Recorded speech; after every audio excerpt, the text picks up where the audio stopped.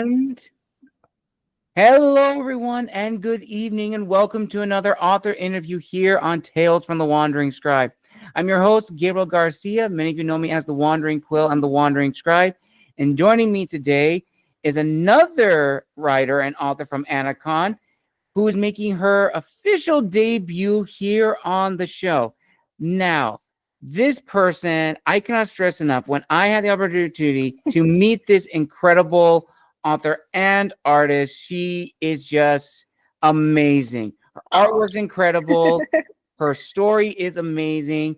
And to give you a little window into this amazing story that our guest is working on, here is a little synopsis. Now, apologies in advance. I'm probably going to butcher the names. Arturias lives peacefully as an ordinary boy, ignorant of the true turmoil beyond his village's borders. That is until a chance encounter with an outsider opens his eyes to the reality previously hidden from him. He will soon come to find that the history of Shanka extends far beyond the iron-fisted rule of the Valeriaans, a long-standing clan whose thirst for retribution led them to establish the most feared empire to have ever existed. Yet their tyranny over the common folk has not deterred strong opposition from those seeking their freedom once more. A courageous rebel group known as the Viklanders, in the face of great loss, Arthur must seek out his own path in a world he is only beginning to understand, unknowingly drawing nearer to a future which has patiently awaited him. As war continues to rage about him, claiming victims without partiality, the question is now, will Arthur accept what he needs to become, or will something else take his place? And to tell us all about that and more, let's give a huge round of applause to today's guest making their official debut, author and artist, Rai Jaeger. Rai, welcome to the show. Thank you so much. It's a pleasure being here for sure. Awesome, Rai. Well, I am so thankful to have you here on the show. And viewers and listeners, let me tell you, I have been dying to have this person on the show for a long time since we met at this past Anacon. And believe me when I tell you, artwork is incredible. Her promotional material for her book that she was promoting at her booth instantly hooked me in. Now, Rai, is there anything you'd like to say about your background as an author and an artist? Oh, okay. So as an author, I've actually been writing since I was in middle school, 12 years old. And it started because I was very much inspired by shows that I watched growing up, such as Justice League and Justice League Unlimited and X-Men, all that kinds of stuff. My writing actually was inspired by the superhero genre. And my first story was supposed to be a Marvel superhero story, right? Completely different from what you now read in the synopsis. I wanted to make a character for Marvel, and I wanted him to be a part of the X-Men. So actually, Arturias is originally supposed to be what I wanted to be as an X-Men, but just now in a different setting, obviously. But when I wrote into Marvel at the young age of 12 years old, and I got nothing back from Marvel, it kind of broke my heart a little bit. So I walked away from superheroes and instead went into fantasy genre that was also inspired by manga and anime that I grew up watching and reading. So my story a lot is takes inspiration from stories such as Naruto. I mean, that was huge when I was growing up. It came out when I was growing up. Trying not to date myself, but the first editions was when I was a kid, and in English, you know what I mean, when they first came to the United States. And then a mix of the storytelling that I, like I said, experienced growing up watching Justice League and stuff. They very much helped me form how I write my own stories. And then I started playing video games around that time. I got into video games pretty late in life.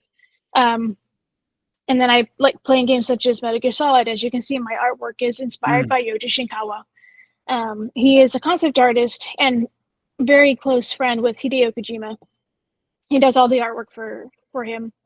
from Metal Gear to Zone of the Enders to even Death Stranding now. So I've taken a lot of Kojima's storytelling as well, and I've integrated into how I've also written. So it's like this concoction of like Tolkien fantasy to manga storytelling to Japanese video game storytelling. And that is the final form of a book I've been writing since I was 12 years old. And The Light and Darkness is finally that final, as far as if I can help it, the final edition of the story. Us authors need to learn how to just be, like happy, but also content with. I guess happy and content are the same thing. Content, or we're never going to finish our stories, right? Right. So it's hard to do because you see mistakes or you think, oh, I can write that better, but you just have to go. I'm growing, as a writer. It's okay if it doesn't sound as great as how it is now. That's something I've had to come to terms with myself just to get this first book out. It's going to be my first book, nearly 800 pages, so I have to get it done sometime. So tangents aside, that's where my book is at right now. It's a fantasy manga anime / video game story. It's the best way that I can describe it. And for my art, I do a lot of fan fiction stuff. You can see I do some Metal Gear Solid artwork. I've done some X-Men artwork. All kinds of video games that I grew up playing or just adore. For a long time, I had a hard time doing my own art for my books because you want them to be perfect. You want them to come out exactly as you envision them in your head. And then, going through different iterations, you go, yeah, this isn't what I'm envisioning. And you just end up never happy with it. So you keep trying to work on it and you realize I'm still never going to be happy with it. It really wasn't until this year, the artwork that you saw at Anacon was something I was finally happy with as far as how my characters are depicted. Like I finally look at it and go, that's exactly how I imagined them. So what I sell is literally my characters exactly how I envisioned them. And you can envision them however you want. That's what the books are for. But here is my image. This is what I think of when I'm writing these characters. So yeah, that kind of explains where my story comes from and also how my art is inspired by my writing. But yeah, long tangent aside, there you go. Awesome. Well, that's incredible. And, I have to agree. Like, I grew up, watching Justice League Unlimited, X-Men, Evolutions, and all of those shows from like the 90s and early 2000s. And some of that stuff has also played a role in my own writing as well, in terms of like, groups of characters coming together from all walks of life. You have the quirky character, you have the very stoic character, you have the very gung-ho, Boy Scout character.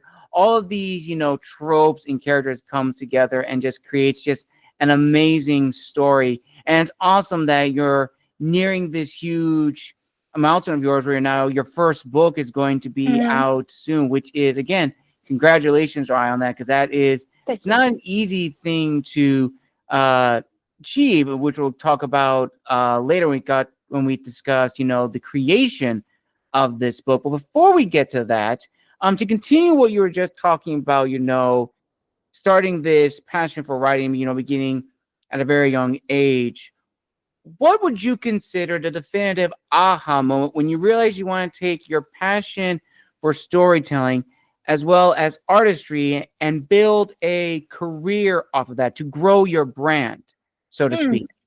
Got it. Okay. So I decided to really buckle down and get to writing during COVID. Because everything was shut down. We were at home all day, every day, for nearly 2 years, So I was sitting there going, well, what can I do with my time? Rather than just sit around doing nothing. And I realized, oh, you know what? Why don't I actually finish the story that I've been trying to write for a long time? And I literally started in 2020. What the iteration of the book that people would be able to read was what I had started 5 years ago now. thank God I didn't publish anything when I was 12 years old, because it's nothing like what I first wrote. Yeah, 2020, I think I wrote it for about, I think 3 years. I think writing it in total was 3 years, and it's been in editing for 2. I'm working there in the end of editing. I mean, it's a long book. I tell my editor I'd rather you take your time and give me quality work than get it out, now. And 2 years, I feel like it's actually not very long for how thick my book is. Yeah, but yeah, that's when I really knew that I wanted to write, was during COVID. I just got into it, and I'm like, oh, this is like video games. This is where my passion is at, is creating stories. That's where I'm happiest. I mean, I get off work and I'm writing till I go to sleep, because I just need to be writing. I need to be creating. I can't even imagine my life now without having to write. I think I don't know what I would do with myself, when people ask you what is the reason for, why do we live? What is the reason for living? I always say it's to write. Like, I don't fear death because I'm scared of dying. I fear death because I no longer will have the ideas in my head. They'll be gone forever. And once I started thinking that way, that's when I knew that writing was what I wanted to do in life, what I needed to do. It just took me about 30 years to figure it out, So absolutely. Yeah. That's a very, very powerful statement, Rai. And I think a lot of my authors would definitely agree that for them, writing can mean a lot of things for a lot of different people. But I think for those who really understand like the craft, in which we will talk upon later when we get to what I like to call the business portion of being an author, writing is different for a lot of people. Writing can be a way to be a form of therapy. Writing can be used as a tool to grow one's passions in other fields. Some have used writing as a way to clear one's mind. Writing is a great tool because we're always constantly thinking. We're always constantly creating new ideas. Creativity is going to be all around us, whether we like it or not. And trust me, viewers and listeners, and I think Rai would definitely agree, as authors, the creative side doesn't get shut down. We try to do it, but it's always there, and it's always going to be there no matter what. Our minds are going to be thinking of different plot lines, different characters introduced. It never goes away. And ultimately, as we will touch on much later, that's a very, very beautiful thing. So now let's actually go forward and discuss the creation of light and darkness. So walk me through it, Rai. You are at your computer or you're at a desk with a notebook and pen, and you're jotting down the initial idea of light and darkness. Now, when you began jotting down the overall story, not so much like each individual chapter, but the basis, the premise, what were the goals you had going into it as the author, as well as the promise you're making to your future readers? Okay. That's, I think I would answer that. So I'm known as what is called a panzer. I'm sure as a writer, you know exactly what that is. Oh, right? yes. You're a planner or you're a panzer. And I'm very much a panzer. When I write, I write what just comes naturally. I don't have I don't plan it out. I don't have like bullet points of like this needs to happen, this needs to happen here, the kind of thing. I have been imagining this story since I was 12 years old. I'm familiar with it as if I knew I know the back of my own hand, right? Right. And a lot of the times is for me, and the reason my book is so long is because I just write. You know what I mean?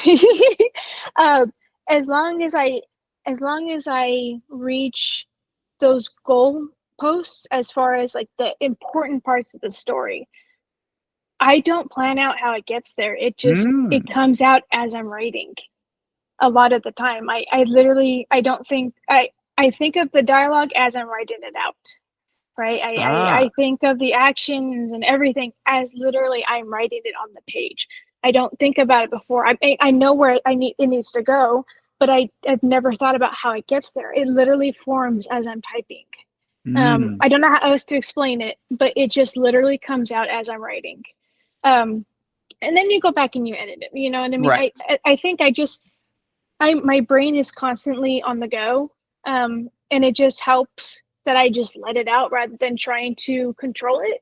And that's what happens is it just goes, and I don't know how it happens that way. I don't know how my brain does it. It just happens.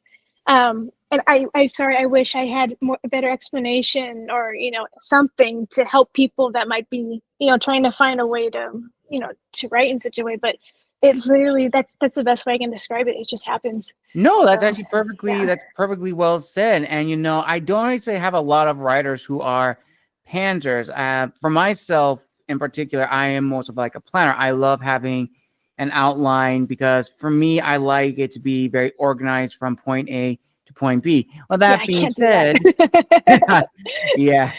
With that being said, the story could easily change, from beginning to end, which, of course, that is very, very true. And just a little tangent, viewers and listeners who are unfamiliar with those terms, planners are those who write outlines, get like bullet points, to have like a structure. Pantsers are writers who they know the story, they have a general idea in their head. They don't necessarily write it down as like a guide to follow, but they just trust themselves or like, okay, this is where the story is going. And then when they reach a point, it's like, well, now reading it, I realize the story is going to go in this direction. So it constantly changes. And I absolutely love that. I would think if I were to try to do that, that would be very difficult because I don't think I could ever go and just write something off the top of my head without a guide. But that's just me. Right. But that's the thing for authors. We all have our different tricks that we use. And continuing with this question, Rai, once your book is eventually published, what is the one thing or a few things you want readers to take away from this book? As you mentioned, that it's a mix of many different story elements from X-Men, manga, video games. At the end of the day, what do you want them to take away from reading your book when it eventually is published? Okay. I think I can answer this in a few different ways. Because when I hear the question, what people can take away from it, it's what lessons that they learn or what they think I'm trying to tell. And I think a lot of it can be up to interpretation for anything, right? Right. Like a Silent Hill game. There's no true ending. There's no true anything. It's interpretation, right? Right. But and I hope I'm answering your question right when I say it this way. What I want people to take away from it is that I want there to be a return to a more classic way of telling stories. I think media, television, games, books have kind of lost their way a little bit. I'm trying to think how to put it nicely or at least eloquently as possible. I think there is a loss of true friendship, true love, in the sense of loving your parents, loving your friends. It doesn't have to be romantic love. I miss people doing things for other people because they genuinely care about each other. And my book is a love story in that way. It's about people who genuinely care about one another, that sacrifice and do things for people because they just are good people and they also just care. I think we've lost it a lot. And that's kind of what where my Tolkien influence comes from, is that literally it's a story about love and friendship. The trilogy. We've got people who are sticking by one another through everything. And at the end of the day, it's like, no, you're my friend. I'm going to, even if till the day I die, I'm going to be right next to you. Right. So I want people to take away from my book is that it's good to love people. It's good to care about people. And when you care and other people care about you, they'll do anything for you. And it's okay to fall. It's okay to fail. You don't need to get everything right on the first try. More than likely, you're not going to do that. And I think it's a very unrealistic expectation, especially now in storytelling, where someone's just good at something because of the main character, right? And they have to make the plot happen. But that's boring. I want them to struggle. I want them to learn and grow as a person. And also realize who is their companions in life and who they can grow next to, right? Right. And I miss slow burn storytelling. I miss being able to get to know characters. I miss being able to figure out the background of a world that's being told without the answer being given to me just like that. My book is very much, the answers are there. You just need to read between the lines, or you need to wait a little bit and you'll get the answer, right? I'm not going to just give it to you. That makes it boring too. That doesn't make a good story to me. I'm very much like, I love to think when I'm watching something, when I'm reading something.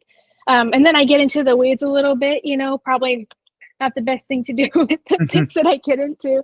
But that's what I want to take away. I want a return to like classic storytelling. My book is a hero's journey. It's a classic hero's journey telling. Those life lessons where, care about people. It's okay to care about people. It's okay to be cared about as well. It's okay to grow. It's okay to fail. And yeah, that I think ultimately, at the end of my book series, God knows how long it's going to be. That's going to be the overarching story. Is just people. You do things for the people you love.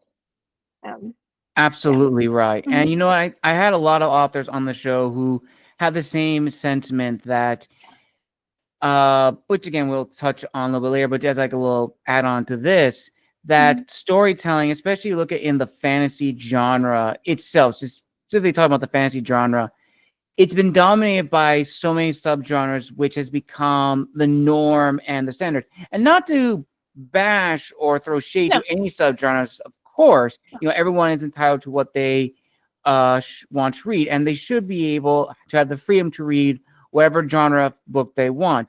But I definitely feel when one genre has become so popular, it tends to get romanticized or novelized as the standard going forward. In the case of romance fantasy, like nowadays, it has to have all these clicks, all of these tropes. And for a lot of authors, they may not want to write in that particular style or have all of that. I mean, you can have a fantasy story that has a romance subplot, but it's not a romance fantasy as we know it now.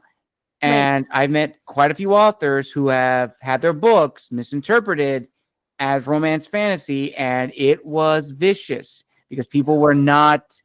They felt that it wasn't what they expected, but that could be a discussion for another time. But going forward, so once you began, constructing the idea of light and darkness, Rai, when did you sort of tell your inner circle of friends and family that you were embarking on this journey of yours? And what was the overall feedback like? Okay. I didn't really, well, the only person who knew was my husband, because we were working on our own things. He's also very creative. So during COVID, we were just working on our own projects together. I didn't really tell people or let people read it until we had gone through nearly 800 pages 4 different times. And that was before my editor ever touched it.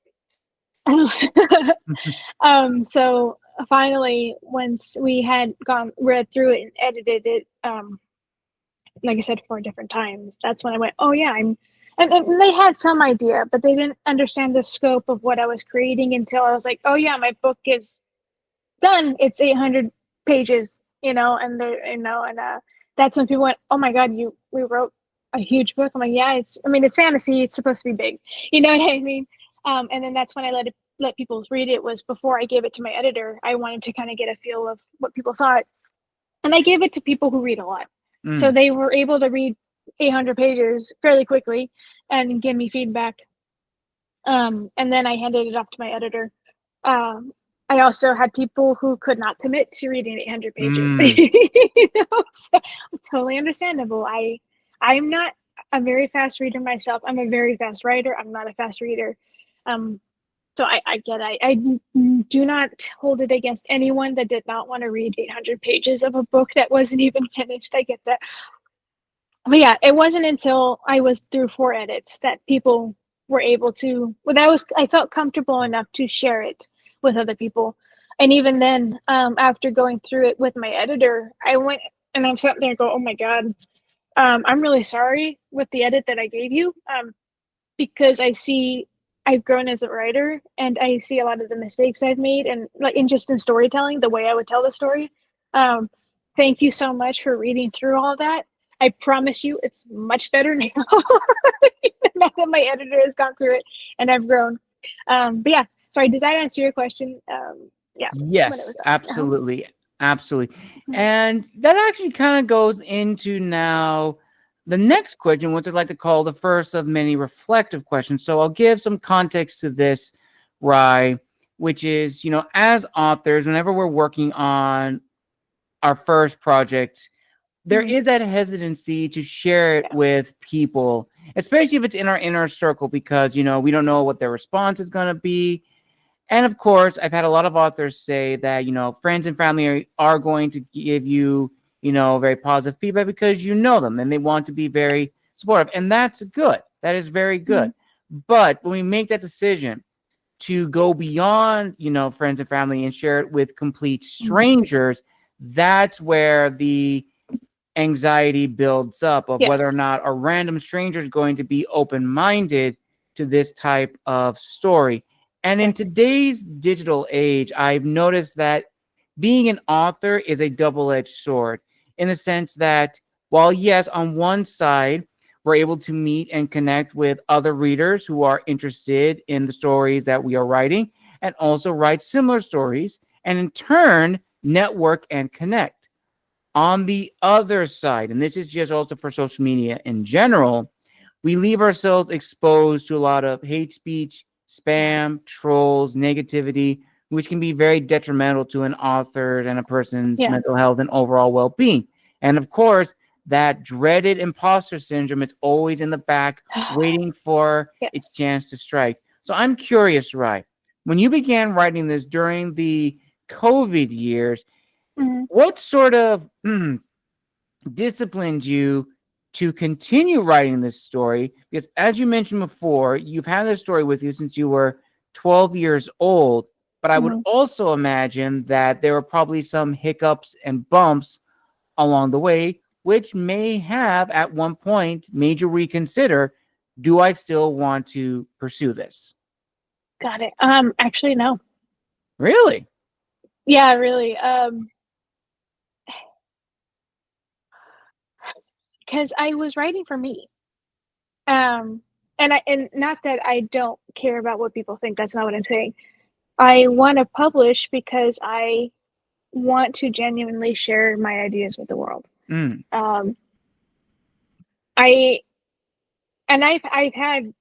had not so positive feedback before, and I'm just like, okay, well, I'm not going to please everybody, and that's okay.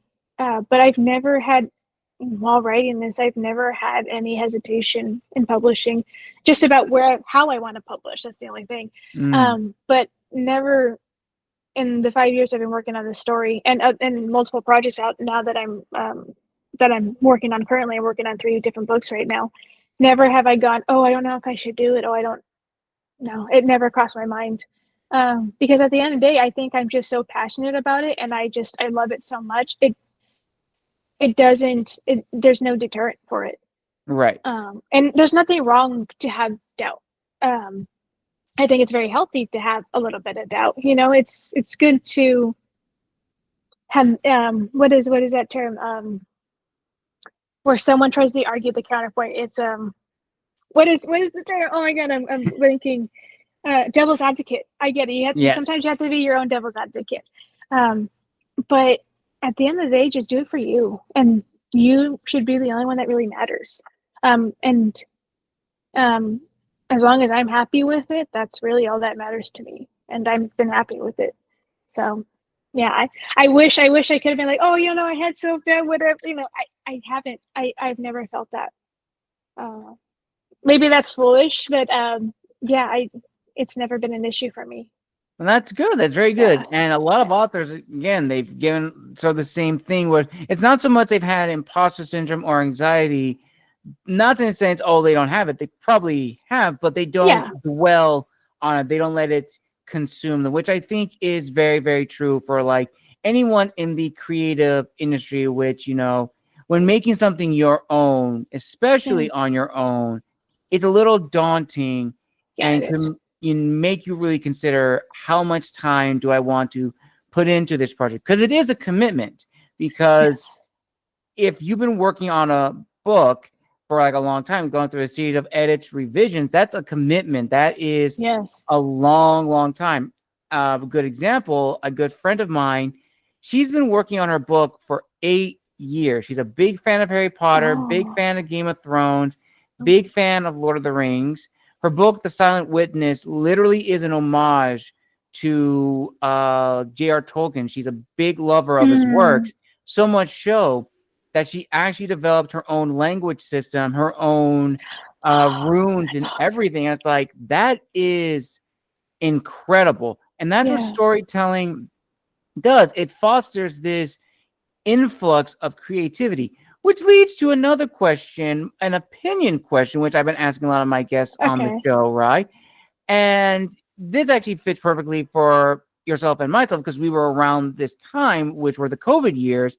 And the question that I've been asking my guests is that, well, let me give context for this question first. So I've seen on a fellow author's page who was a guest on the show say that the COVID years was a golden age or birthed a golden age of independent writers, creators, and artists.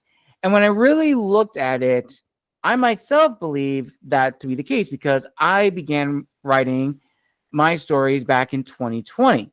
And I've been asking my guests this question because I want to hear their thoughts on it. And some people have been giving different answers. Some have argued that we're not necessarily in a golden age, but more like a renaissance of some kind. Some say that we're going into a golden age. And some have gone even further and said we're not in a golden age because while there is an influx of new material, not all of it was created with the purpose of passion. There was no passion behind it. They were just created just to exist.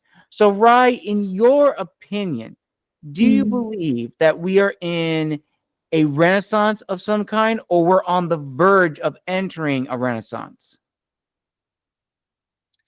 Okay. This is something that I actually haven't really thought about. So I'm just gonna panzer it, Okay. When I think Renaissance, I compare it to the 90s Disney, and that's what we grew up with. That was a Renaissance. That was the revitalization of animation, of storytelling, right? Literally everything that came out in that decade was a banger. Like no one could argue that, right? From 1988, which Little Mermaid came out in 88, if I remember correctly, to Lilo and Stitch, Tarzan, right? All those movies were just fantastic. You even kids today, they talk about the 90s because it was just the epitome of what Disney animation was supposed to do. When I don't know if I could agree that we're in a renaissance just yet of writing because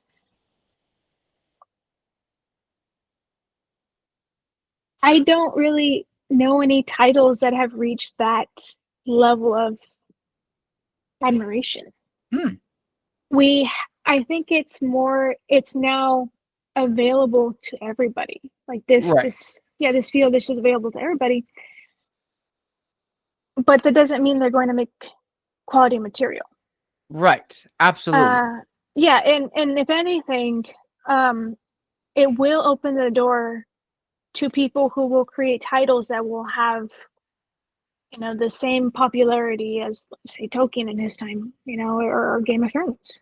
But I don't know if I can confidently say it's a renaissance. I think it's very much, it very much has encouraged ideas.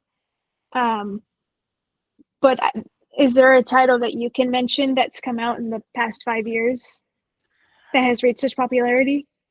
That was a good question, Rai. The one I would definitely say, and I wouldn't say this is like, in the Renaissance, but I will definitely say it's one of those books that has gotten a lot of hype, is of course the Fourth Wing series and the Onyx books, because a lot of people enjoy those books, and I have no doubt that later down the road that those are going to be classics in their own regard. But to further drive your point that the publishing world has changed in the last 20 years. Yes. Self-publishing is now a respected counterpart to traditional publishing, when at the time, independent publishing was seen as a lesser form of publication. It wasn't professionally edited. It wasn't professionally created. It was just seen as lesser. But now you can't even go into a Barnes & Noble or a bookstore, pick up two books and tell which one was created traditionally or independent. Well, unless you really scour to find the print house, but that's where if you're really, really trying to nitpick. But I also agree that it's the mentality of the creation of the work. Did you write it because you want to give an achievement for yourself, saying, I was able to do it, and that's good. That's really good that you were able to make that thing for yourself.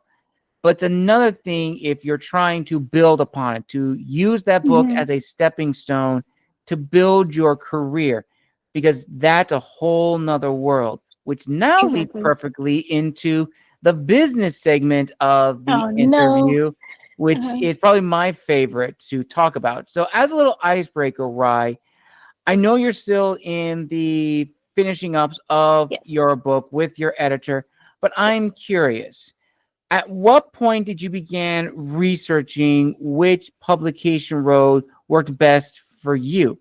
Because I definitely feel, and we'll talk about this even more, that people have this romantic view of being an author, when in truth, as we talked about now and we'll continue to talk about, it's not an easy thing to do, whether you are independently published or traditionally published. Oh gosh, okay. And this is actually still something I'm very much contemplating. I see the pros to both. I see the cons to both. I'm not opposed to either or. When my book is finally done and I'm able to find an agent, I do want to try to see what I can, if there is a publishing company that's willing to give me a chance. If I don't find that, I'll be more than happy to self-publish, because I just want my book out there, and it can always be picked up later. My only concern is that if I do go publishing with a company, I want to make sure that I maintain the rights to my IP. I want the J.K. Rowling treatment. That's my goal, and I know I'm going to be a pain in the ass. Like there's no ifs, ands, or buts about that. But that's because I just love my book so much, and I need to find an agent who, first off, will support me and back me up. I make the joke that I want him to be a World War II veteran because they've been through hell and back, and I know they would have my back. Like, that's how tough I want that person to be for me. But I also want to find a publishing company who's more than willing to work with. Absolutely. Which, that is a very, I don't want to say difficult, but it is a very, thought-provoking discussion, because everybody wants to go independent, because yes, they do have the rights to their own work and they do maintain the creative insight. But I just want to say this, viewers and listeners, as a self-published author, it is not easy, because you have to manage everything on your own. What do I mean by that? You need to have your own editor. You need to have your own cover artist. You need to find a print shop that's going to format your book to exactly the way you want it. That takes a lot of time, money, and planning. And it's not easy. With traditional publishing, you at least have a team.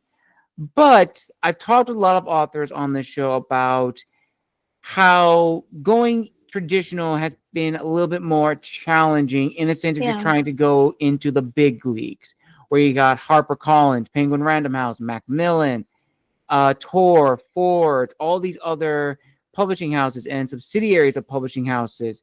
And this discussion of gatekeeping, which has Yeah. been Yes. used a lot. Now, not to throw shade to these publishing houses, because I understand them that they have a business and they want to um, take in stories that they know are going to generate capital. With that said, there should be a way to allow new stories to Hmm. enter the market. And that's why I've talked to a lot of people on the show and have said, try out small publishing press houses, because it's those small houses that have probably the best reviews, the best connections. A lot of my authors are traditionally published, but on a much smaller scale, and they have an absolute blast. But at the end of the day, it's up to the individual person. And from that point, let's now talk about another aspect of the business, understanding one's audience, marketing to your readers. So, the first question to this, Rai, at this point in your writer's journey, do you have a good idea of your target audience? And in your professional opinion, when should an author take into account their audience? During the writing phase or during the publishing marketing phase? Well, so my audience is definitely people who are into adult fantasy. I don't write anything raunchy or overly Mm, graphic, but it's not for kids. I guess they could read it if they really wanted to, but I would prefer it if adults read it. Just because it is mature content. right. Hopefully written as mm, not classically, but as tastefully as possible. Mm, Um, and I feel like writers should know who their audience is for as they're writing it. Can right. you imagine if you finish your story and then you go, oh, that's maybe not the audience I want to cater to, and then what do you do with that story? That's happened to me. That's happened to me with a I project I've know, worked on. right? I mean, I guess you could. I guess you can always just figure it out when you're done. You go, oh, maybe that's not who I initially intended it for. I guess I can try this crowd, but probably should have a good idea as you're starting to write it who it's going to be for, because it is going to influence how you write it.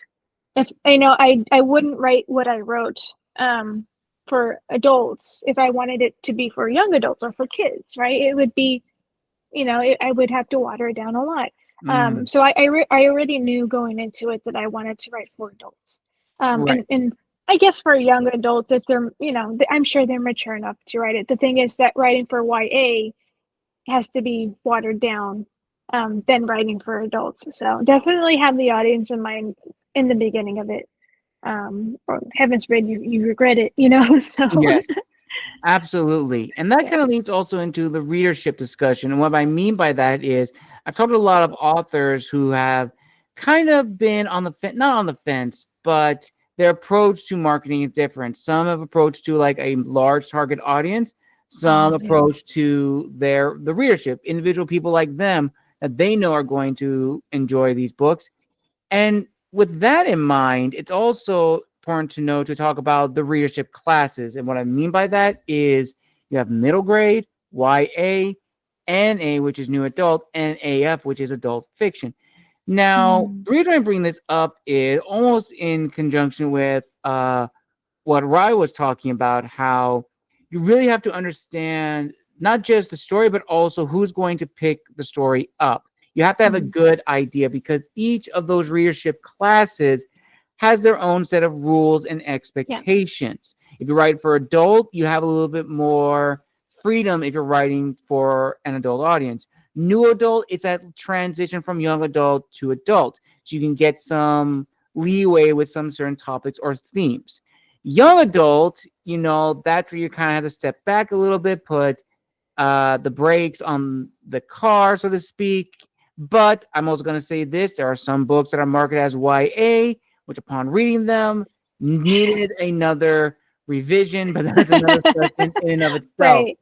But ultimately, Rai, in your opinion, when you began writing this story, at any point did it appear that the story was going in a different direction? Or did you know from the get-go that no matter what happens, no matter how the story changes from what you originally thought, it was going to be this readership?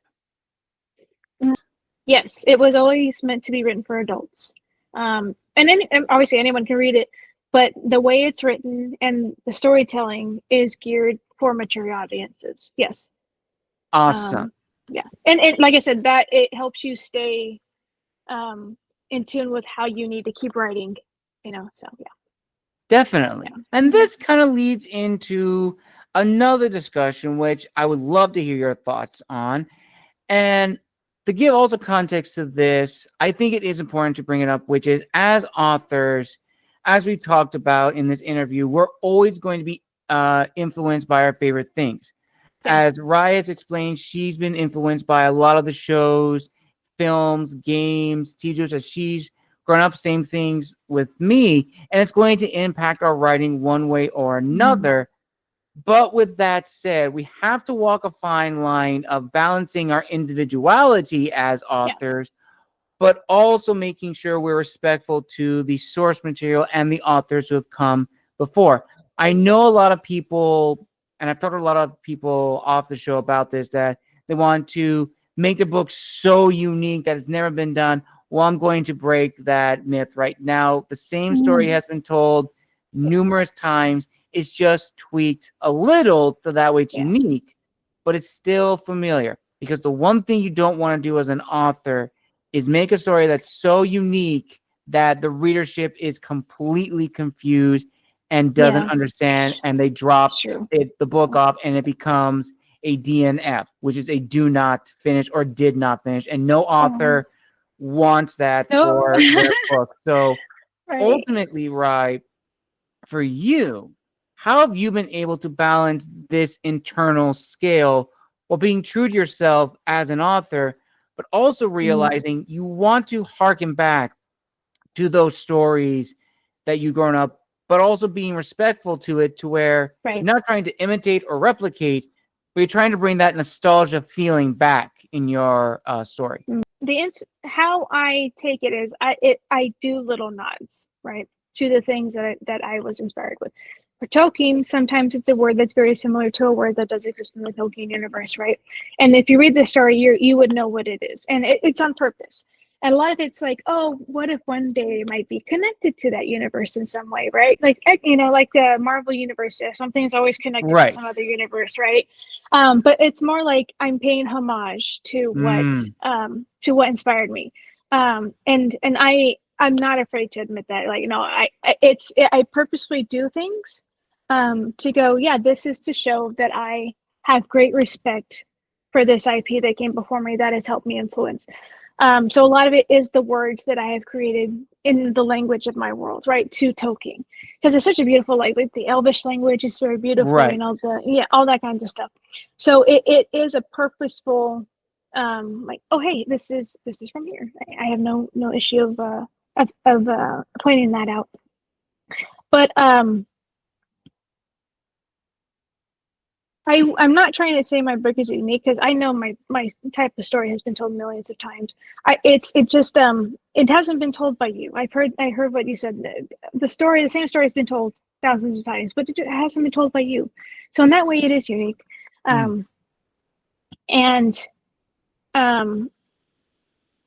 without taking directly from something, I play it off as I'm paying respects to the source material, right? The Naruto inspiration, for example, are going to be the fight scenes. It's going to be basically like an anime manga battle. You know what I mean? The way it is drawn, and the way that it's animated. That's how I want my fight scenes to be. And you sit there and go, wait, I thought this was very fantasy Tolkien-esque, but now they're fighting as if they're in an anime. You know what I mean? So I hope I'm answering your question. Oh, yeah, I you feel are. like I'm You're gonna doing fine, right? You're doing okay. absolutely fine. I don't know how else to explain it. It's just like I make purposeful nods, but I and in some way I guess that is taken directly from it, but it's on purpose. It's not like it's not as though I go, oh, I'm taking that and I'm gonna use it as my own. It's more no, it is from that source, and I am being blatant about it being from that source because, like I said, it's supposed to pay respects to what has inspired me. Um, but also too, a lot of it is just the way stories are told Mm, more than taking something directly from like the source material, right? So for example, I'm greatly inspired by how Kojima writes his stories. If you play right. Metal Gear Solid, you know that those cutscenes are going to be 4 hours, you know. Yes. And that's also homage to Kojima, is how I write my stories, how I write my characters, with some minor tweaks. I mean, he can be a little interesting with the way that he portrays some characters. I don't think anyone would deny that, or some of the things he has in the story. But gosh, I feel like I'm going on a tangent. I'm sorry. I don't know how to answer the question Oh, very no, but well. But you yeah, actually answered it very, very beautifully, right? Which is okay, ultimately, good. you want to pay homage to all the things that you've Yeah. loved and admired growing up, and you want to almost be like Easter eggs in a way that people are going Yes, to exactly. figure it out, which I absolutely love. I think it's really cool of authors planting Easter eggs in their books, whether it's like a character, a scene, or maybe it's like a Yeah. piece of dialogue that people are going to do. I think that is, very, very beautiful. And it also, brings about another little fun discussion, what I like to call the 3 E's: educate, entertain, and enlighten. Because I think as authors, we should all strive for that. And what I mean by that, viewers and listeners, is that for a long time, I believe that, and some will agree with this, that writers are liars, cheaters, and thieves. We make stuff up, we cheat people at a time, and we steal from one another because, again, the same story Right. has been told numerous times over and over. But the 3 E's for me: entertainment, because you want the story to be entertaining. First and foremost, that is Yes. the sole goal. But educate, there are so many stories that talk about so many important real world topics and themes. Like you can go to Lord of the Rings, there's a lot of important themes you can draw from that. And that leads into enlightened. Books like Tolkien, specifically Tolkien. I mean, you can even go even for like Frank Herbert's Dune. You can Hmm. pull a lot of messages from those books and many more to really figure out what they were talking about. And we use those books as scholarship. We learn from them to figure out what was the author telling us, but what were they not telling us, which I think is Hmm. very, very important. So I just want to share that a little bit.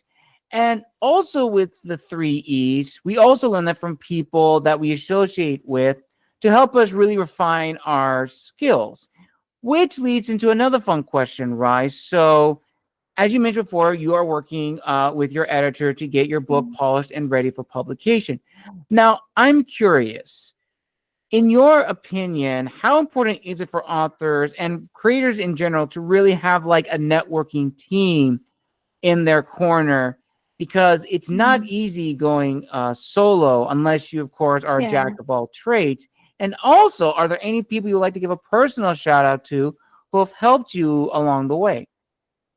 Oh, see, that's sort of hard for me to answer because I'm very much a very private person to begin with. Of course. I think, well, as you know, I've told you, but I've probably only recently, within the last year, have started making connections. And Mm, that has been difficult for me just because I am a very private person, and not that I'm a lone wolf kind of thing, not in right, any right. way. I'm just very much independent, maybe in that way. I'm very, like I said, I'm very private. I like to keep to myself. Um, Branching out and being able to make connections has been the biggest learning curve for me. Mm-hmm. Um, I have really had to come out of my shell, really put myself out there, and that has been. I would rather write then go talk to people, right? But being comfortable with doing events, doing cons and things like that, really since last year has been how I've been making connections. And like I hate posting on Instagram. I hate doing social media. I despise it. I'd rather pay someone to do it for me. Honestly, I hate it.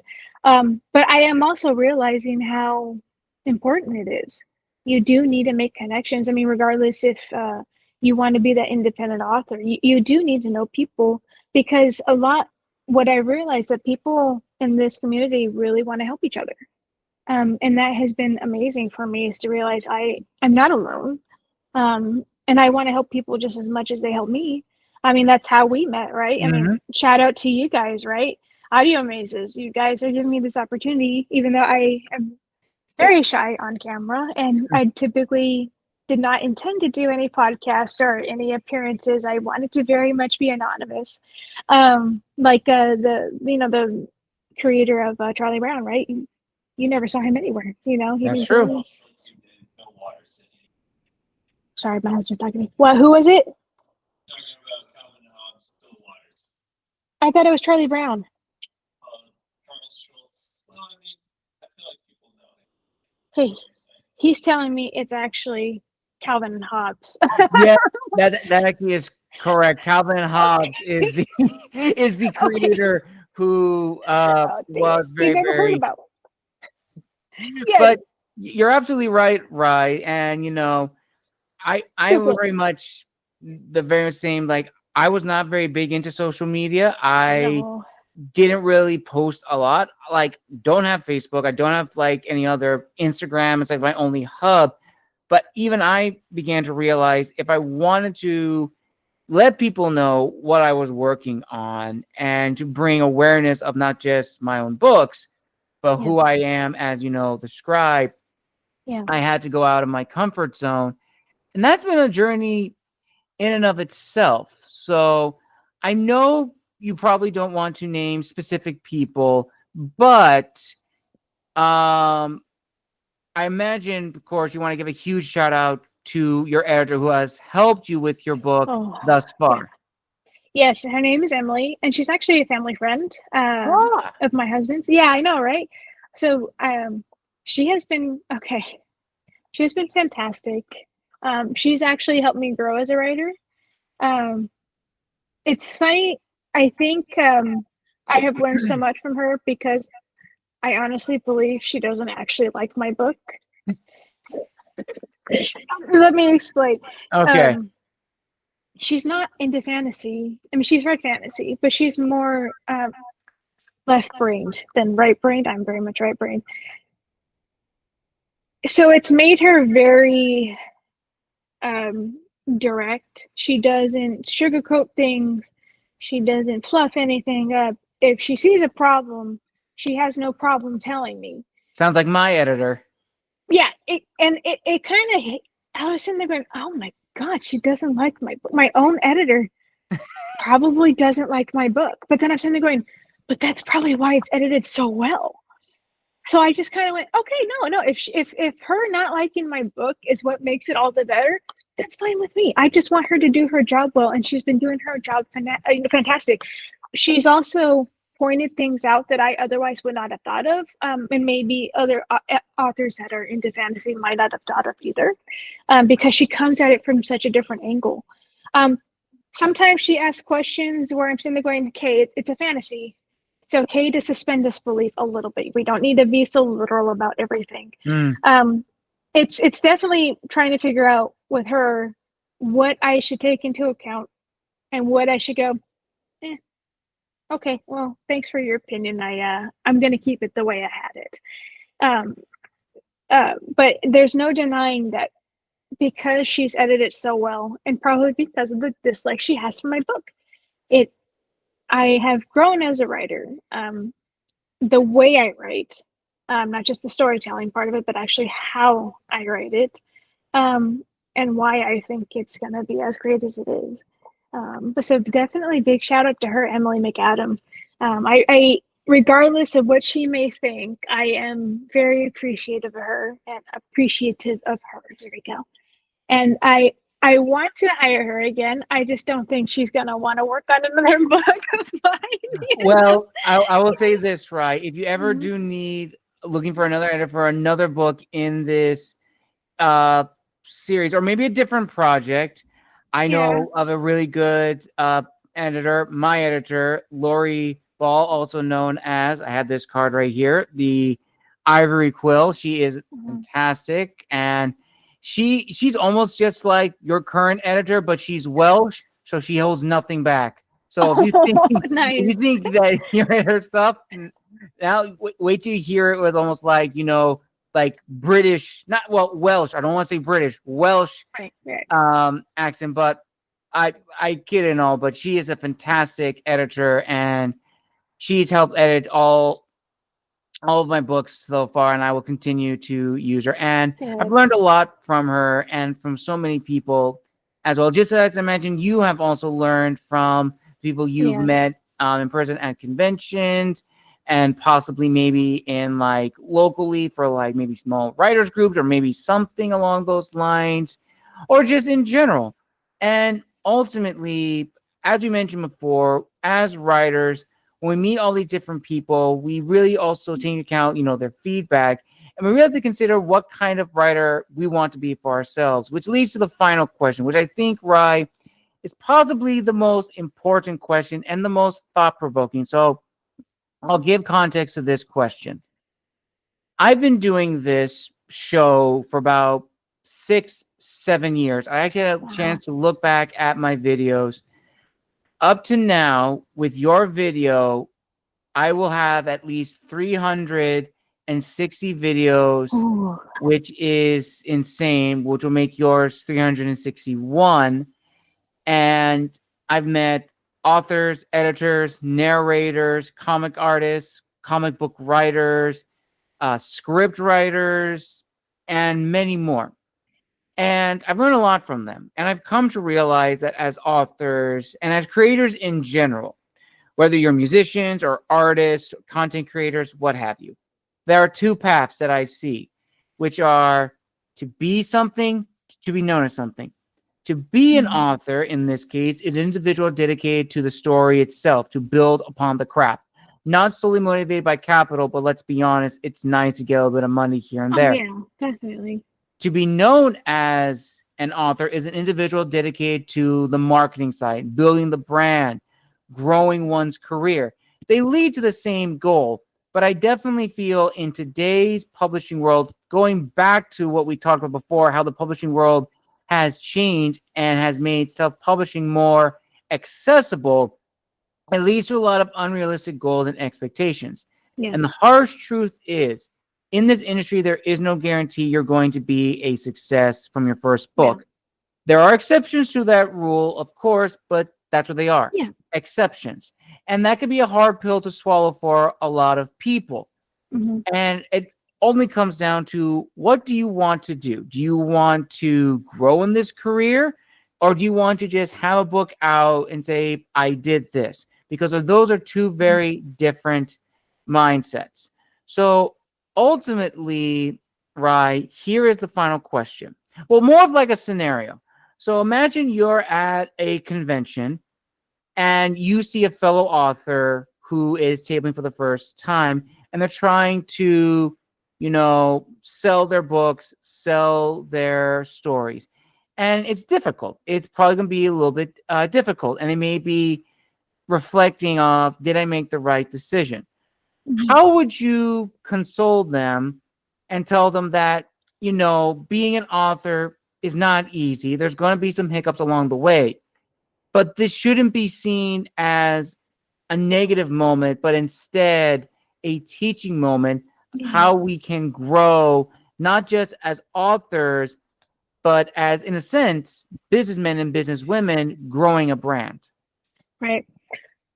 Okay, so actually, me and my husband were just talking about this last weekend, and he brought up a good point because he listens to a lot of podcasts about, creative stuff.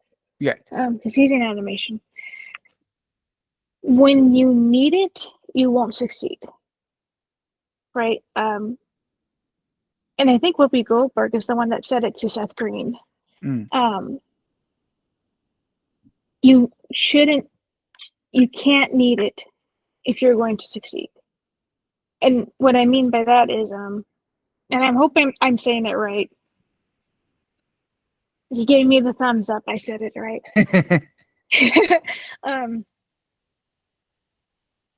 If that's the only way you're going to make your living, what are you going to do if it goes belly up? Right? Right. It's something you can strive for, and be ready for it to be successful, but also be ready for it to not be successful.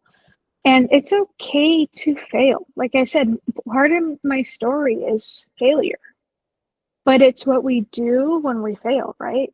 Mm-hmm. So it's going to be difficult, and it's going to rewind. It's going to be difficult, and it's going to be long. It's about doing and don't. Just keep doing. And like I said, I do it for myself, and that's what matters to me. I mean, I do want this to be a career, but I'm also okay, and I don't need it to be a career.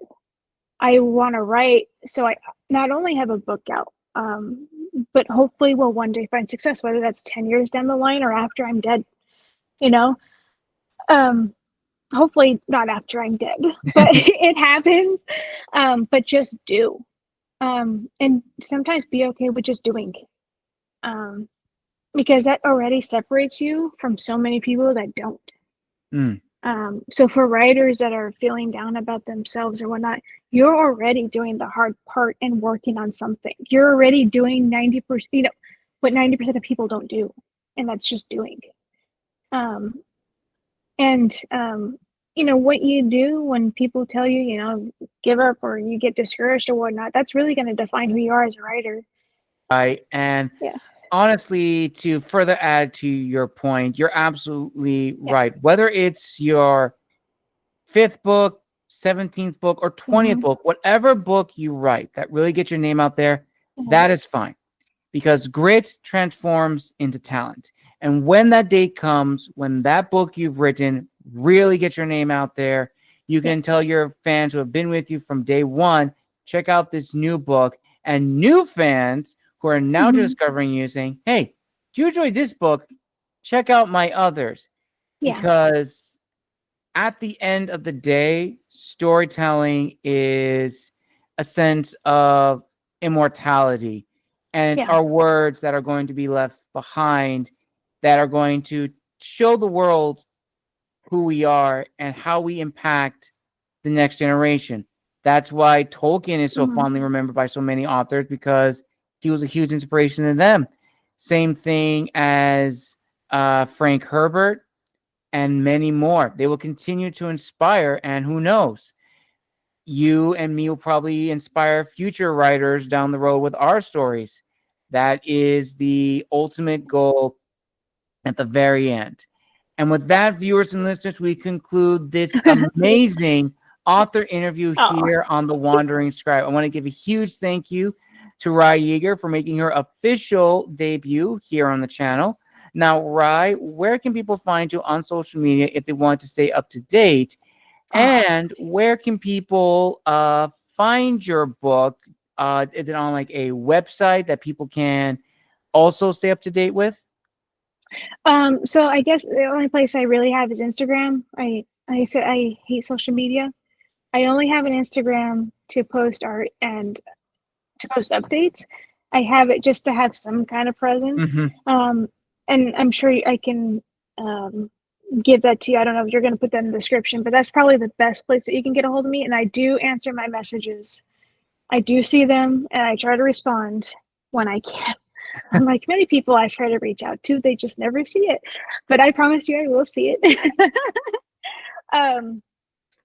As far as where people can read the book, it's not out yet. And I typically sell a teaser when I go to events. I'm only selling in person now. I'm not going to sell that on my online shop, just because I'm so close to having it done. And already the teasers I have are obsolete. What's now written where it used to be is way better, way more, pulled together, tightened, right? I'd rather not sell them because I get embarrassed sometimes. I'm like, oh my God, it's so much better. I promise you. but I will keep updates on my Instagram as well. My website's just there to see my art and just to introduce the book. But yeah, I think Instagram is the best place to stay up to date with my stuff. Awesome. Yeah. I will link all those down below in the description of this video. Thank you everyone for joining us for another amazing author interview here on the show. And a huge thank you to Rai for making her official debut here on the channel. We wish her the very best with Of Light and Darkness. We cannot wait to see when it comes out because you know me, I'm going to be adding it to my collection and my long TBR list, because when that book comes out, I will definitely review it on the channel and you will hear my thoughts. As a little teaser, of course, if many of you follow me or just learning about me now, I do first book impressions from like the first chapter or two as a little taste, a little teaser of what to expect. I don't want to spoil the whole book, but just to get the hype ready. But that will all come soon once the book is out. So make sure to follow again Rai on her social media. And as always, make sure to like, comment, and subscribe down below. And until next time, this is the Wandering Scribe and the Wandering Quill signing out. Wishing you all a wonderful day wherever you are in the world. And until next time, we'll see you all in the next episode.